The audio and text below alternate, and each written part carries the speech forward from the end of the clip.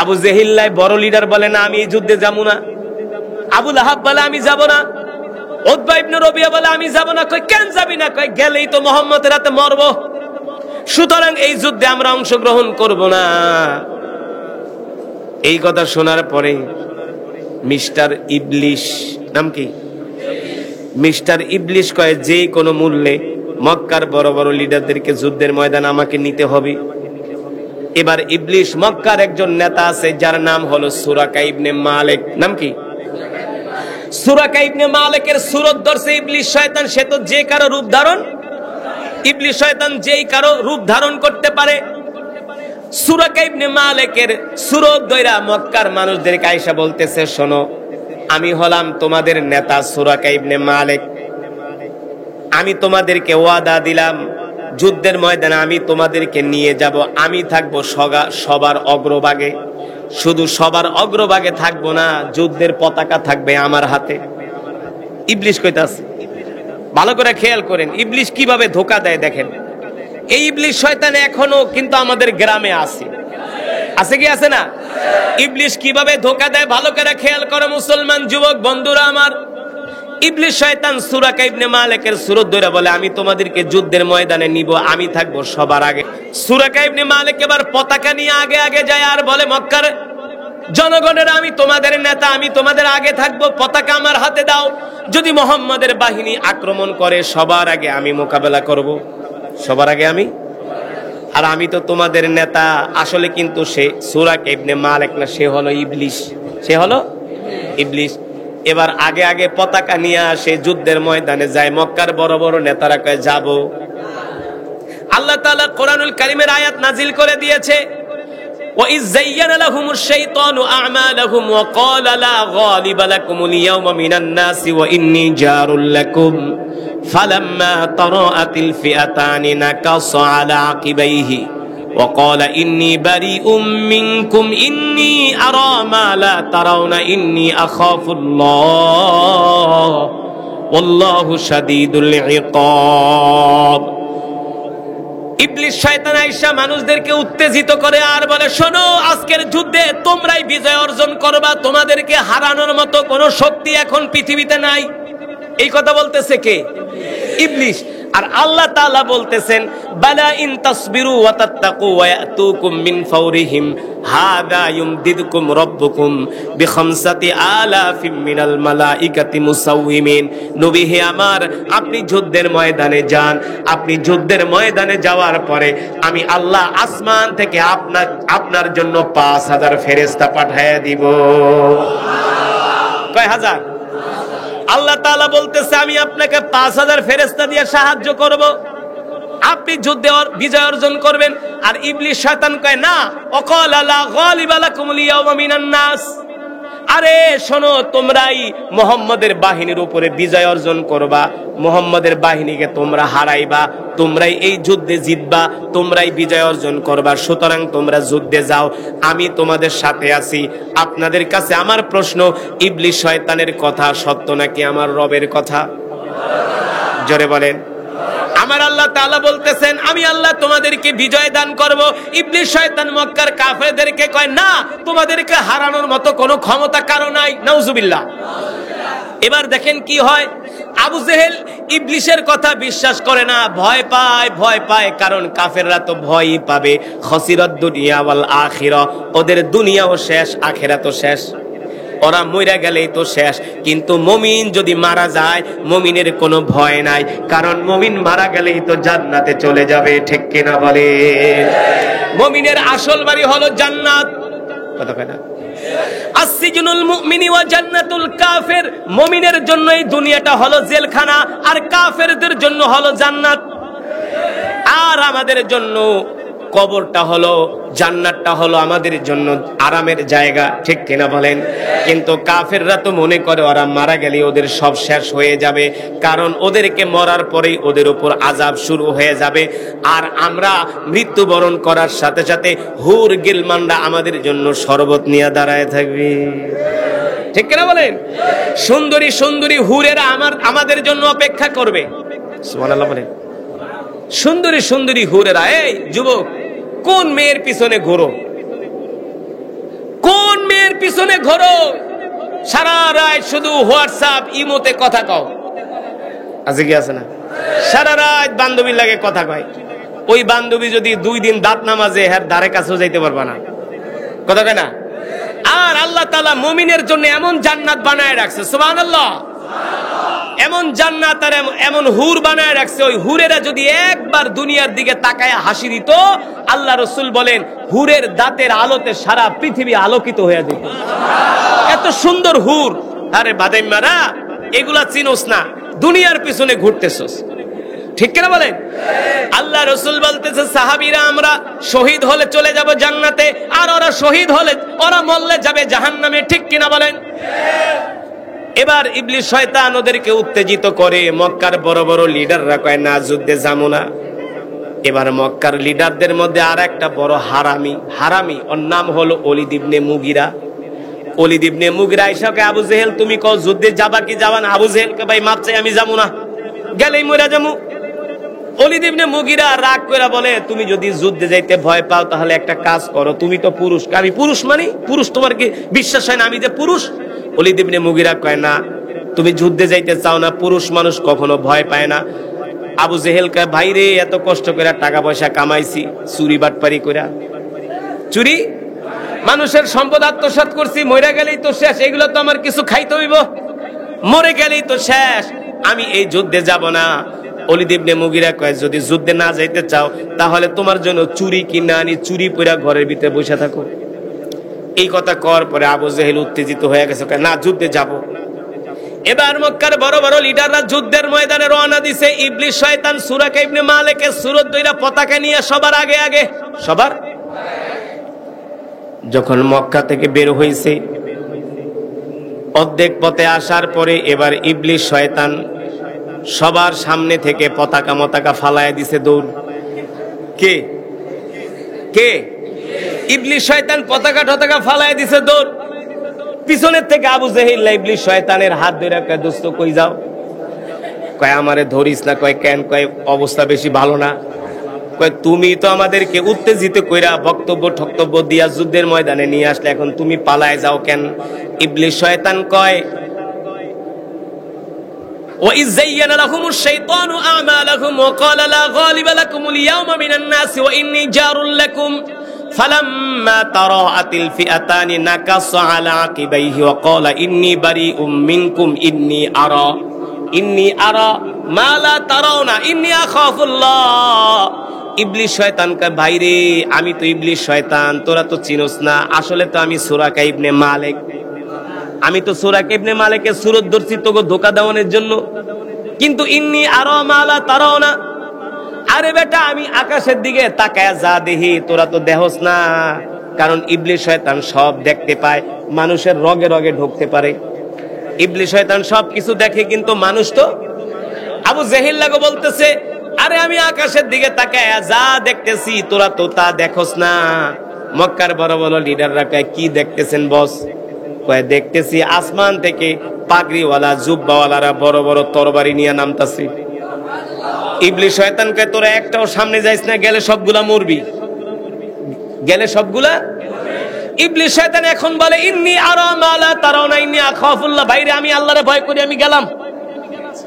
আল্লাহু শাদীদুল ইকাব, যদি তোরা যা সবগুলা মাইর খাবি, তোদেরকে আযাব দেওয়া হবে। এখন ইবলিস শয়তানের হাত পাও ধরে কয় দোস্ত তুমি থাকো। কয় না, আমি মরতে রাজি না, আমি গেলাম। এই কথা কয়ে পতাকা ফালায় দেয় ইবলিস শয়তান বাড়ির দিকে দৌড়। এখন আলী ইবলিস শয়তানরে পায় না। এবার ওলীদ ইবনে মুগিরা নেতৃত্ব দিয়া আবু জেহেলরা বলে চলো, কপালে যা আছে মুহাম্মদের সাথে আমরা লড়াই করব। যখন মক্কার কাফেররা বিশাল বাহিনী নিয়ে বদরের প্রান্তরে আসলো, কোথায়? বদরের প্রান্তরে আসলো। মদিনা শরীফ থেকে 80 কিলোমিটার বদর, সুহাদায়ে বদর। আমি আমার নিজের চোখে এইবার যায়া যেই পাহাড়ের মধ্যে 5000 ফেরেশতা নামছে, ওই পাহাড়টা আমি আমার নিজের চোখে দেখে আসছি। নোয়াখালীর অনেক মানুষ সৌদি আরবে থাকে, এখানে 2-1 জন আছে কিনা ওই পাহাড়টা দেখছেন? ওই পাহাড়টার নাম হলো জাবালে মালাইকা। কেউ দেখছেন? কি ওই মাহফিলে দেখছেন? বদরের পাশে যে পাহাড়টা যেখানে ফেরেশতা নামছে, পাহাড়টা দেখছেন? জাবালে মালাইকা। ওই পাহাড়ে ফেরেশতা নামছে। ওটাকে বলা হয় ফেরেশতাদের পাহাড়। জাবালে মালাইকা একসাথে 5000 ফেরেশতা নামছে। আশ্চর্যের বিষয় কি জানেন? সৌদি আরবে যতগুলো পাহাড় আছে সবগুলো পাথর, শক্ত শক্ত পাথর, কিন্তু জাবালে মালাইকার এই পাহাড়ের পাথরগুলো শক্ত না, সবগুলো মনে হয় যে মেশিন দিয়া পাথরগুলাকে গুঁড়ো করে পাউডার বানিয়েছে, এমন গুঁড়া, এমন গুঁড়ো গুঁড়ো পাথরগুলো একেবারে পাউডার হয়ে গেছে। আমি ওখানে অনেক বড় বড় শায়েখদেরকে জিজ্ঞেস করলাম, সৌদি আরবের সব পাহাড়গুলো হলো শক্ত শক্ত বড় বড় পাথরের পাহাড়, কিন্তু জাবাইলে মালাইকার পাথরগুলো হলো একেবারে পাউডারের মতো। কারণ কি? বলে ভাই, কারণ হলো এই পাহাড়ের উপরে যখন 1000 একসাথে 5000 ফেরেশতা নামছে, ফেরেশতাদের পায়ের আঘাতে এক একটা পাথর গুঁড়া হয়ে গেছে। তো ওই ফেরেশতারা যদি আবু জেহেল লাগো ধরবে আর পটকা মাছের মতো টিপ দিবে, হ্যাঁ, ধরবে আর পায়ের নিচে পাড়া দিয়ে একেবারে বেলের মতো ফাটায় ফেলাইবো। কিন্তু এইটা তো আর মূর্খ আবু জেহেল্লারা দেখে নাই, দেখছে কে? কে দেখছে? ইবলিশ দেখে কয়, ইন্নি আরা মালা তারাও না ইন্নি আখাফুল্লাহ, আমি যা দেখি তোরা তা দেখোস না। এক একজন 60-70 হাত লম্বা বড় বড় তরবারি নিয়ে নামতেছে, এগুলা সামনে পড়লে তরবারি লাগবে না, থাপ্পড়ের চোটেই শেষ, থাপ্পড়ের চোটেই। ইবলিশ শয়তানকে আমি গেলাম, তোরা যুদ্ধ কর। ইবলিশ শয়তান ভাইগা গেছে। এবার মক্কার 1000 বিশাল বাহিনী ওই ময়দানে আসার পরে তারা খুশিতে এক একজন পাগল পারা, তারা গোয়েন্দা পাঠাইছে, যায় দেখো মোহাম্মদের সৈন্য সংখ্যা কত। আয়েশা দেখে আল্লাহ রসুল মাত্র 313 জন নিয়ে আসছে। 313 জন সাহাবী দুর্বল, এক একজনের না খেতে খেতে হাড্ডি বের হয়ে গেছে, গালের গোস্ত নাই, বুকের গোস্ত নাই, হাড্ডি বের হয়ে গেছে। এখন আবু জেহেলরা বলতেছে, তোমরা কেউ নাস্তা খায়ও না, মোহাম্মদের বাহিনীর সাথে আমরা আধা ঘন্টা যুদ্ধ কইরা বিজয় অর্জন কইরা একসাথে নাস্তা খাবো। আল্লাহ কয়, আয় নাস্তাটা খাওয়াই। মক্কার কাফেরদের সৈন্য সংখ্যা হলো 1000। যুবক ভালো করে শোনো, এই ঘটনাগুলো তোমাদেরকে স্কুল কলেজে ইউনিভার্সিটিতে পড়ায় না, না পড়ানোর কারণে আমাদের যুবকরা নাস্তিক হয়ে যাইতেছে, কথা কেনা? এই ইতিহাসগুলো যদি মুসলমান যুবকদেরকে পড়ানো হতো, স্কুল কলেজ ইউনিভার্সিটিতে পড়ানো হতো, তাহলে যুবকরা ভাবতো যে আমরা কেমন মুসলমান, ঠিক কিনা বলেন? আল্লাহ আমাদেরকে কতটা ভালোবাসেন, আমরা কোন নবীর উম্মত। এই ঘটনাগুলো যদি যুবকদেরকে পড়ানো হতো, প্রত্যেকটা যুবকদারি ঈমানওয়ালা আল্লাহওয়ালা হয়ে যাইতো। কিন্তু আমাদের কলেজ ইউনিভার্সিটিতে এখন পড়ায় রবীন্দ্রনাথের জীবনী, অমুক চ্যাটার্জি, অমুক ব্যানার্জির গল্প, হ্যাঁ, অমুক চন্দ্যোপাধ্যায়, অমুক বন্দ্যোপাধ্যায়। এখন আবার ইউনূস সরকার বলতেছে সে নাকি প্রতিটা স্কুল, প্রাইমারি স্কুলে এক একজন করে গানের শিক্ষক নিয়োগ দিবে। শুনছেন আপনারা? শোনেন নাই? ইউনূস সরকার বলতেছে, কারণ তার দলে যেডি আছে এনজিও সবগুলা তো হলো সুদখোর। তারা বলতেছে এক একজন করে গানের শিক্ষক প্রাইমারি স্কুলে নিয়োগ দিবে। কেন? আমাদের বাচ্চাদেরকে প্যাপু শিখানোর লেগা। আল্লাহর বান্দারা, এবার আবু জেহেল, আবু লাহাব, ওয়ালিদ বিন মুগীরা বলে, তোমরা যুদ্ধ করে নাস্তা খাইবা, বিজয় অর্জন করে কেউ নাস্তা খেও না। এর কারণ হলো মুসলমানদের সৈন্য সংখ্যা 313 জন, কিন্তু ঘোড়া হলো 2টা, কয়টা? আর তরবারি হলো 2টা, আর উট হলো 17টা, আর কাফেরদের ঘোড়া ছিল 700, তরবারি ছিল 700, ডাল ছিল 700। তো 700 মানুষ যদি একবারে ময়দানে দৌড় শুরু করে ঘোড়ার তরবারি নিয়ে, 313 জন তো আসলেই দাঁড়ানোর কথা। কিন্তু কাফেররা জানে না, মুসলমানদের বিজয় অর্জন অস্ত্র দিয়া হয় না, সৈন্য দিয়া হয় না, মুসলমানদের বিজয় অর্জন হয় আসমানের থেকে, ফয়সালা হয়। কোত্থেকে? আসমান থেকে মুসলমানের বিজয়ের ফয়সালা হয়, ঠিক কিনা বলেন? ও মুসলমান আল্লাহর বান্দারা, এবার আল্লাহর নবী, বিশ্ব নবী রহমাতুল্লিল আলামিন বদরের প্রান্তরে আইসা একটা সেজদায় পড়ে গেলেন। সেজদা দিয়া আল্লাহ তাআলার কাছে দোয়া করতেছেন, আল্লাহ এই যুদ্ধে আপনি আমাদেরকে বিজয় দান করেন। যদি আমরা এই যুদ্ধে হেরে যাই তাহলে ইসলামের নাম নিশানা মুছে যাবে। আল্লাহ আল্লাহ 13 বছর দাওয়াত দিয়া 313 জন জোগাড় করছি। আল্লাহ আপনি আমাদেরকে বিজয় দান করেন। আল্লাহ তাআলা কোরআনুল কারীমের মধ্যে আয়াত নাজিল করে দিলেন, সুম্মা আনজালাল্লাহু সাকিনাতাহু আলা রাসূলিহি ওয়া আলাল মুমিনিনা ওয়া আনজালা জুনুদাল লাম তারাওহা ওয়া আযাবাল্লাযীনা কাফারু ওয়া যালিকা জাযাউজ জালিমিন। আল্লাহ তাআলা ডাক দিয়ে বলে, হাবিব আপনি যুদ্ধের ময়দানে আসছেন, আমি আল্লাহ আপনাকে একা ছেড়ে দেই নাই, আমি আল্লাহ আপনার সাথে আছি। একটু পরে আমি আল্লাহ আসমান থেকে আপনার জন্য বৃষ্টি বর্ষণ করব। আপনারা যেই জায়গাটায় আছেন এই জায়গাটা বৃষ্টির পানি হবে, আর বৃষ্টির পানি হওয়ার কারণে এই জায়গাটা শক্ত হয়ে যাবে। শক্ত হওয়ার কারণে আপনারা যুদ্ধ করে সুবিধা করতে পারবেন। বৃষ্টির পানিতে আপনাদের কলিজা ঠান্ডা হয়ে যাবে, শরীর ঠান্ডা হয়ে যাবে, আপনারা কাফেরদের সাথে পূর্ণ শক্তি নিয়ে লড়াই করতে পারবেন। আল্লাহ তাআলা আসমান থেকে বৃষ্টি বর্ষণ করে মুসলমানদেরকে সাহায্য করলেন। আরবের বুকে যখন যুদ্ধ হতো তখন যুদ্ধের নিয়ম ছিল, যাদের কাছে পানি থাকে বেশি তারাই যুদ্ধের ময়দানে সুবিধা করতে পারে। তার কারণ হলো বাংলাদেশের গরম আর সৌদি আরবের গরম তো আর এক না।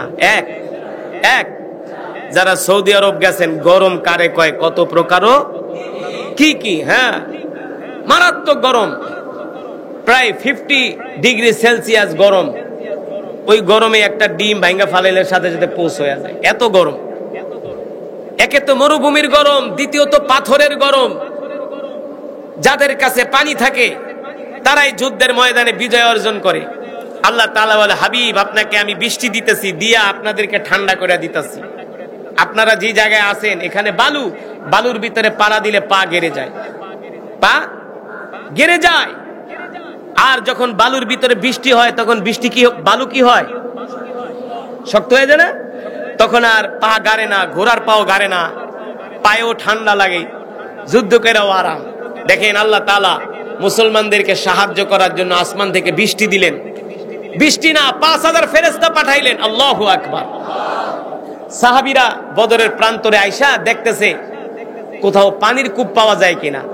একটা পানির কূপ পাওয়া গেল। সাহাবীরা পানি হাতে নিয়ে মুখে দিয়ে দেখে পানি হলো লবণাক্ত। কি লবণাক্ত পানি খাওয়া যায়? খাওয়া যায় না। সাহাবীরা হাতে পানি নেওয়ার পরে দেখে তিতা। আল্লাহ রসুলের কাছে গেলেন, ওগো রসুল, আমরা তো বদরের প্রান্তরে একটা পানির কূপ পাইছি। আল্লাহ রসুল বলে, কূপ পাইছো, পানি নিয়ে আসো। না, পানি তো তিতা লবণাক্ত। আল্লাহ রসুলকে তাহলে আমাকে সাথে নিয়ে চলো। আল্লাহু আকবার। আল্লাহ রসুল ওই কূপের কাছে গেলেন, মুখ থেকে একটু থুতু নিয়া কূপের পানিতে মিশালেন, সাথে সাথে লবণাক্ত পানি আল্লাহ রসুলের থুতু মোবারকের বরকতে মিষ্টি হয়ে গেছে। আল্লাহু আকবার। সেই কূপের নাম হলো বীরে শেফা। বীরে, সেই কূপটা এখনো আছে, এখনো আছে। আমি নিজের চোখে দেখে আসছি। সেই কূপ থেকে লক্ষ লক্ষ মানুষ পানি নিতেছে গ্ল্যানে করে। পানি শেষ হয় না, কিয়ামত পর্যন্ত শেষ হবে না। এটা হলো আল্লাহ রসুলের বরকত, এটা হলো আল্লাহ রসুলের মুজিজা। ঠিক কিনা বলেন? সুতরাং মুসলমান, যেই বদরের প্রান্তরে আল্লাহ তাআলা আল্লাহ রসুলকে 5000 ফেরেশতা দিয়ে সাহায্য করছেন, করছে কি করছে না? জোরে বলেন। আসমান থেকে বৃষ্টি দিয়ে সাহায্য করছে। ওই আল্লাহ আছে কি আছে না? জোরে বলেন, ওই আল্লাহ আছে কি আছে না? আল্লাহ তাআলার ফেরেশতা আছে কি আছে না? আল্লাহ তাআলার ফেরেশতাও আছে, আল্লাহ তাআলাও আছে, আল্লাহ তাআলার সাহায্যও আছে, আল্লাহর বান্দারাও আছে। কিন্তু আল্লাহর বান্দাদের সেই ঈমানের পাওয়ার নাই। আজকে যুবকরা নামাজ পড়ে না, আজকে যুবকরা দিন মানে না, ইসলাম মানে না। দুঃখ লাগে, আজকে মসজিদে মুসল্লি পাওয়া যায় না। যুবকরা 3-4 ঘন্টা ক্রিকেট খেলে, ক্লান্ত হয় না। 3-4 ঘন্টা ক্রিকেট খেলে, ক্লান্ত হয় না। কিন্তু মসজিদে যায় 10টা মিনিট আল্লাহকে সময় দিবে, সেই সময় যুবকদের হাতে নাই।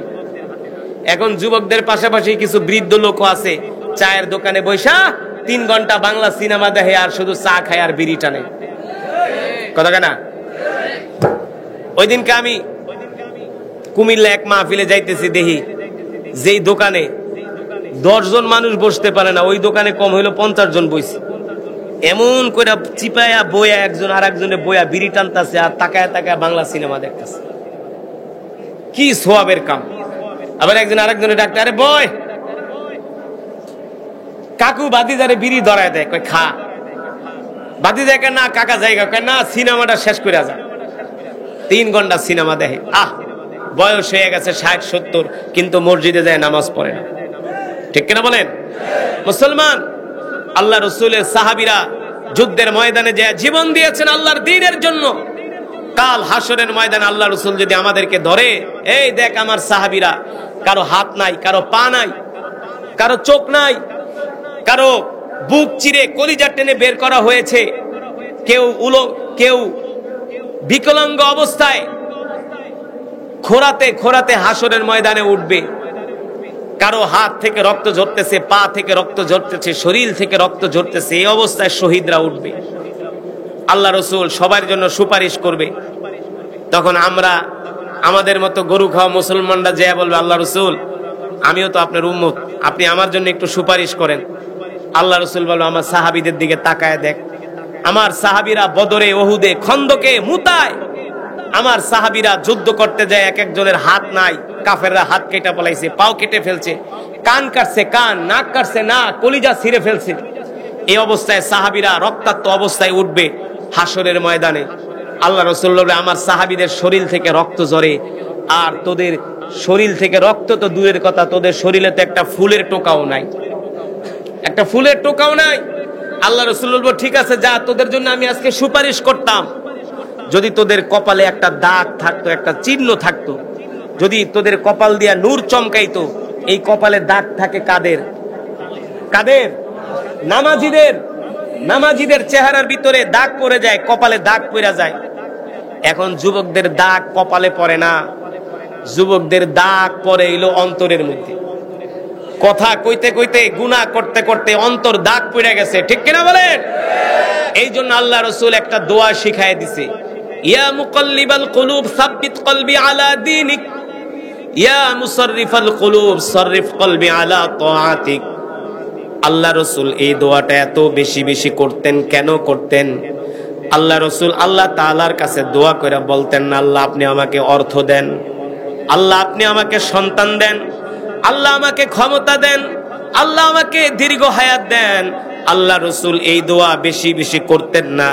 আল্লাহ রাসূল একটা দোয়া করতেন, ইয়া মুকাল্লিবাল কুলুব সাব্বিত কলবি আলা দীনিক, ইয়া মুসাররিফাল কুলুব সাররিফ কলবি আলা তাআতিক। আয় আল্লাহ তাআলা, আমি যেন মৃত্যুর আগ পর্যন্ত দ্বীন এবং ইসলামের উপরে অটল থাকতে পারি। দ্বীন এবং ইসলামের উপরে কি থাকতে পারি?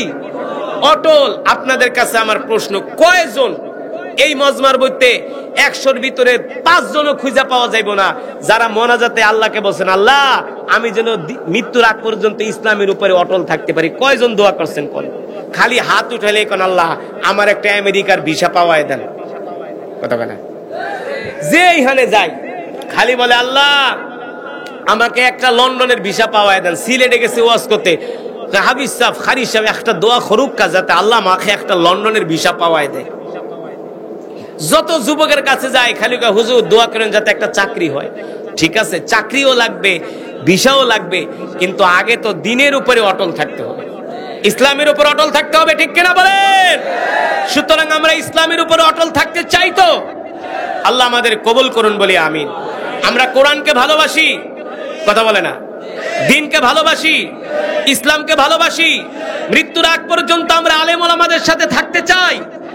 চান তো? দ্বীন কায়েম কিভাবে হবে?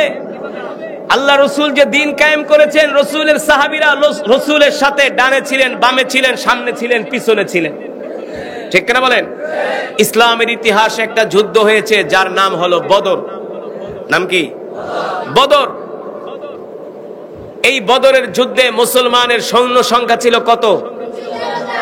ওরে মা, সব আলেম।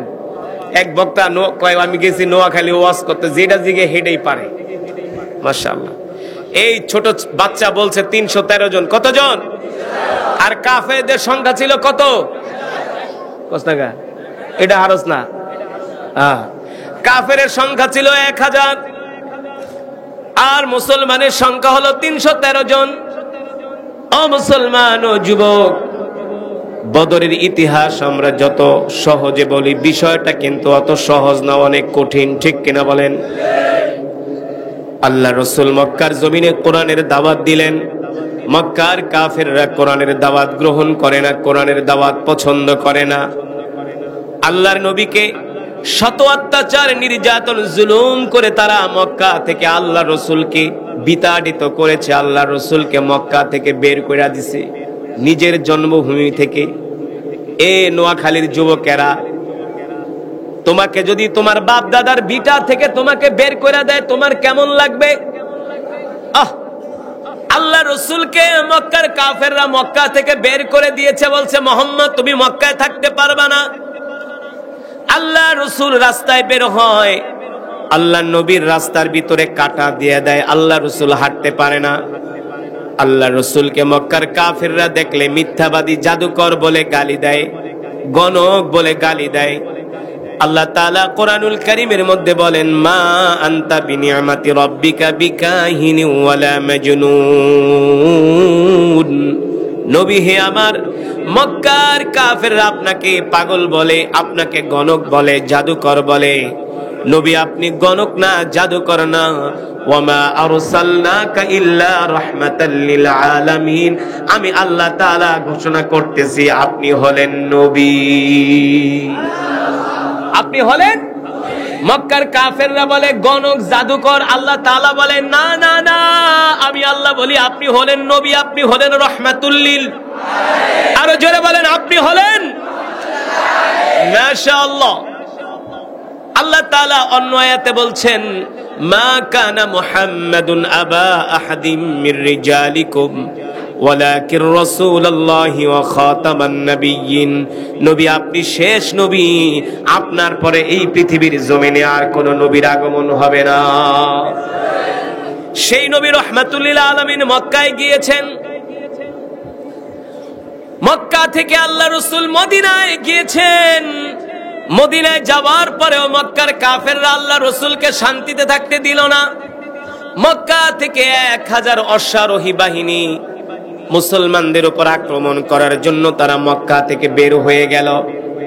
যখন আল্লাহ রসুল জানতে পারলেন মক্কা থেকে 1000 কাফের আসতেছে মুসলমানদের উপর আক্রমণ করার জন্য, আল্লাহ তাআলার কাছে আল্লাহ রসুল দোয়া করলেন, আয় আল্লাহ তাআলা আপনি আমাদেরকে সাহায্য করেন, এই যুদ্ধে আপনি আমাদেরকে বিজয় দান করেন। আল্লাহ তাআলা ঘোষণা দিয়ে দিলেন, নবী আমি আল্লাহ শুধু আপনাকে বিজয় দান করবই না, এই যুদ্ধে মক্কার বড় বড় লিডাররা আপনাদের হাতে তারা নিহত হবে। এই যুদ্ধে আবু জেহেল মারা যাবে, উতবা ইবনে রবিয়া মারা যাবে। কেউ জীবন নিয়ে যুদ্ধের ময়দান থেকে ফিরতে পারবে না। আল্লাহু আকবার। আল্লাহ তাআলা যখন জিবরাইলের মাধ্যমে জানায় দিছে, আল্লাহ তাআলা ঘোষণা করে দিয়েছেন, সাহাবীরা তোমরা ভয় পেও না, এই যুদ্ধে মক্কার বড় বড় কাফেররা মারা যাবে। এই কথা যখন মক্কার কাফেরদের কানে পৌঁছেছে যে আল্লাহ রাসূল মুহাম্মদ সাল্লাল্লাহু আলাইহি সাল্লাম বলছে এই যুদ্ধে মক্কার বড় বড় নেতারা মারা, এই কথা শোনার পরে এখন মক্কার বড় বড় নেতারা একজন আরেকজনকে বলে, দোস্ত আমরা মোহাম্মদকে মিথ্যাবাদী বলি, জাদুকর বলি। আসলে কিন্তু মোহাম্মদ মিথ্যাবাদী না, জাদুকর না। আর মোহাম্মদের জবান দিয়া কোনোদিন মিথ্যা কথা বের হয় না, কোনো একটা অসার কথা বের হয় না, কোনো একটা বাড়তি কথা মোহাম্মদ বলে না। মোহাম্মদ যেহেতু বলছে এই যুদ্ধে মক্কার বড় বড় লিডাররা মারা যাবে, তার মানে আমরা আর কেউ এই যুদ্ধের ময়দান থেকে জীবিত ফিরে আসতে পারবো না, জান নিয়ে ফিরে আসতে পারবো না, আমরা মারা যাব। যেহেতু মারা যাব আর মারা গেলেই তো আমাদের সবকিছু শেষ, তার মানে এই যুদ্ধে আমরা অংশগ্রহণ করব না। আল্লাহু আকবার। মক্কার কাফেররা বলতেছে এই যুদ্ধে আমরা অংশগ্রহণ, কারণ আল্লাহ রাসূল বলে দিয়েছে সাহাবীরা তোমরা ভয় পাও না, এই যুদ্ধে আল্লাহ আমাদেরকে বিজয় দান করবে। সুবহানাল্লাহ। মক্কার বড় বড় নেতারা মারা যাবে। এই কথা শোনার পরে ওদের এখন পায়জামা গরম হয়ে গেছে, এখন আর যুদ্ধে আসতে চায় না, আর যুদ্ধে আসতে ভয় পায়। কি পায়? মুসলমান আমাদের হায়াতের মালিক কে? আমাদের রিজিকের মালিক কে? মুসলমান আমরা কার গোলাম? আরো জোরে বলি আমরা কার গোলাম? যারা নামাজ পড়ে না, কোরআন পড়ে না, কোরআনের মজমায় আসে না, কোরআনের মজমায় বসে না, ওরা হলো শয়তানের গোলাম। যারা ওয়াজ মাহফিলে আইসা চায়ের দোকানে আড্ডা মারে, মাহফিলের প্যান্ডেলে আসে না, ওরা হলো গরু খাওয়া মুসলমান। ঠিক কিনা বলেন? সারা জীবন খালি চাই খাবি আর আড্ডাই মারবি, কপাল পোড়া কোথাকার। মাহফিলে আইসা শুধু ঘোরে আর আড্ডা মারে, আছে কি আছে না? কোরআনের মজমায় আসছো, যতক্ষণ কোরআনের বয়ান চলবে ততক্ষণ মুসলমান চাতক পাখির মতো বসে থাকবে। এটা হলো ঈমানওয়ালা মুসলমানদের পরিচয়। ঠিক কিনা বলেন? বয়ান চলবে কতক্ষণ? কাকু বুঝাউন না, কথা কয়েন, বুঝেননি? আন্নে কইবেন হুজুর সারা রাত বয়ান চললো, বুঝেননি? আন্নে 5 মিনিট পরে 10 মিনিট পরে উঠে যাইবেন, এটা হবে না। আমরা শেষ মোনাজাত দিয়া যাব, রাজি আছেন? দেখা যাবে নোয়াখালীর মুসলমানের ইমানের পাওয়ার কত। শেষ মোনাজাত দিয়া কে কে বাড়িতে যাবেন হাত উঠে আল্লাহকে দেখান। শেষ মোনাজাত দিয়ে যাবেন তো ইনশাআল্লাহ? ওয়াদা করছেন তো ইনশাআল্লাহ? হাত নাড়ায় দেখান। আল্লাহ কবুল করুন, আল্লাহ কবুল করুন। মাশাআল্লাহ, হাত নামান। মিয়া, এই কোরআনের মজমায় যতক্ষণ বসে থাকবেন আল্লাহ তাআলার অগণিত রহমতের ফেরেশতারা আমাদের জন্য দোয়া করতে থাকবে। বিশ্বাস করেন না? এই মজমাটাকে আল্লাহ রাসূল বলছেন ফেরেশতারা বেষ্টন করে আছে, চতুর্দিকে ব্যারিকেড দিয়ে দাঁড়ায় আছে আর দোয়া করতেছে, আল্লাহ এই বেটাই বস, দোয়া করতেছে, আল্লাহ এই যুবকটাকে মাফ করে দেন। এই যুবক কোরআনের মাহফিলে আসছে আপনার মহব্বতে। ঠিক কিনা বলেন? সুতরাং ওঠাউঠি করা যাবে না। ওয়াদা করছেন তো? একজন উঠবেন, বয়ান শেষ করে মোনাজাত দিয়ে দিব, কোনো ওঠাউঠি করা যাবে না। আমরা একসাথে মোনাজাত দিয়ে আমরা আমাদের মা বাবা, আত্মীয় স্বজন যারা ইন্তেকাল করছে তাদের জন্য দোয়া করব, মাদ্রাসার জন্য দোয়া করব, আপনাদের সকলের জন্য, এলাকাবাসীর জন্য দোয়া করব ইনশাআল্লাহ। মুসলমান কোরআনের মজমায় আইসা বসতে পারো না, আর আল্লাহ রাসূল আল্লাহর দ্বীনের জন্য, কোরআনের জন্য উহুদের ময়দানে রক্ত দিয়েছেন। ঠিক কিনা বলেন? তায়েফের ময়দানে রক্ত দিয়েছে, আর তুমি কুলাঙ্গার কোথাকার গরু খাওয়া মুসলমান, নামাজ তো পড়োই না, মসজিদের ধারে কাছেও যাও না, একটু আইসে ওয়াজ মাহফিলে সেটাও ধৈর্যে কুলায় না। কথা বল, আছে কি আছে না? খালি মসজিদে আইলে গরির দিকে তাকায় আর ইমাম সাহেবের দিকে তাকায় কাশি দেয়। সেই ইমাম সাহেবরে আইসে সতর্ক করতে, সাহস কত বড়! কোরআনের মাহফিলে আসলে শুধু 10 মিনিট শুনে চলে যায় না। আল্লাহ রাসূল যদি কোরআনের জন্য রক্ত দেয়, সাহাবায়ে কেরাম যদি কোরআনের জন্য জীবন দেয়, আমরা সেই রাসূলের উম্মত, আমাদের উচিত আল্লাহর জমিনে আল্লাহর দ্বীন কায়েমের জন্য রক্ত দেওয়া। রক্ত তো দিবে দূরের কথা, ঠিক মতো নামাজই পড়ে না। আজকের মাহফিল থেকে আমরা এমন আলোচনা শুনবো যাতে আমাদের ইমানের পাওয়ার বাড়ে। ঠিক কিনা বলেন? আমি যে কোরআন পড়েছি আপনারা শুনছেন, মন দিয়ে শুনেছেন? আমি যে পড়ছি এটা যে আমার কত কষ্ট হয়েছে তা আমি বুঝি, কারণ আমার যে সাউন্ড দরকার সে সাউন্ড তো আমি পাই নাই। আমি দেই টান আর মাইকে কয় তুই সামনে টান দিস না, বয়া থাক। আমার যে কত কষ্ট হয়েছে আমি জানি, কিন্তু আপনারা যদি কোরআনের মজমায় তারপরে বসে থাকেন তাহলে কষ্ট কিছুটা কমবে, যে না নোয়াখালীর মানুষ ধার্মিক। আর নোয়াখালী এমন একটা জেলা, নোয়াখালীর মধ্যে সবচেয়ে আলেম ওলামা বেশি। ঠিক কিনা বলেন? নোয়াখালীর মানুষ সচেতন, শিক্ষিত, আবার অনেক চালাকও।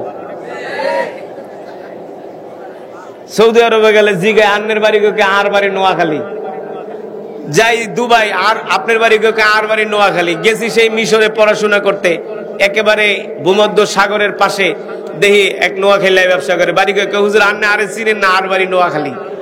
সারা পৃথিবীতে নোয়াখালী আছে, মেড ইন নোয়াখালী। নোয়াখালীর মানুষ হলো ধার্মিক। এই নোয়াখালীর জমিনে অনেক আল্লাহওয়ালার জন্ম হয়েছে। ঠিক কিনা বলেন? অনেক বড় বড় মহান বুজুর্গের জন্ম হয়েছে। নোয়াখালীর মাটি ইসলামের জন্য উর্বর ঘাঁটি। নোয়াখালীর আল্লাহ ছাড়া কাউকে ভয় পায় না, ঠিক কিনা? হ্যাঁ মুসলমান, এখন সময় এসেছে আমাদের জেগে ওঠা। আর ঘুমায় থাকার সময় নাই, আর চুপ থাকার সময় নাই। হয়তো হুকুমত নয়তো শাহাদাত, ঠিক কিনা বলেন? অনেক দেখা হয়েছে, এবার আল্লাহর জমিনে আল্লাহর দ্বীন কায়েম করতে হবে। আল্লাহর জমিনে আল্লাহর দ্বীন, কিন্তু দিন কায়েম করতে হলে তো উলামায়ে কেরামের সাথে থাকতে হবে। এখন যে খাইবেন চা আর করবেন গল্প আর টানবেন বিড়ি। আজকে যে মাদ্রাসার মাহফিলে আসছেন, কেমন লাগলো? কথা বলে না, কেমন লাগছে? খুশি নাকি বেজার? এই মাহফিলটা, এই মাদ্রাসা প্রতি বছর করুক, আপনারা চান? চান? সত্যি চান? যদি চান তাহলে এই মাহফিল করতে গেলে তো অনেক কিছু লাগে, লাগে কি লাগে না? তাহলে এই মাদ্রাসা আপনারা সর্বাত্মক সহযোগিতা করতে রাজি আছেন? যদি রাজি থাকেন তাহলে হাত উঠে আল্লাহকে দেখান। ওখানে হাত আর উঠাইতে পারবো না, এখন আর প্রেশার লো হয়ে গেছে। আরে প্রেশার হাই করা, হাতটা উঁচু করেন, হাতগুলা নাড়ান, একটু ব্যায়াম করেন, মাশাআল্লাহ। এমনি আঙ্গুলগুলা ফুটান ফুটান, এমন করেন, মাশাআল্লাহ মাশাআল্লাহ মাশাআল্লাহ মাশাআল্লাহ। মুট করেন, মুট করেন কাকু, মুট করেন। বুঝছেন নি? করছেন? ধরে রাখেন। এবার বিসমিল্লাহ কয়া ভদ্র মানুষের মতো, আল্লাহওয়ালা মানুষের মতো হাত দুইটা যার যার দুই পকেটে ঢুকায় দেন, আবার অন্যের পকেটে ঢুকায় না। ঢুকান, ঢুকায় না। আরে ঢুকান, গুতায় গুতায় ঢুকান। ওরে কাকু ঢুকান। এই ভাই আপনি ঢুকান না কেন? আন্নেরটা ঢুকান। এলা পকেটে যা আছে, এই মাদ্রাসা ছাত্ররা নামো, পকেটে যা আছে 1000, 500, 100, 200, কালকে বাজারের টাকা, বিড়ি খাওয়াইলে টাকা, পান খাওয়াইলে টাকা, চা খাওয়াইলে টাকা, সব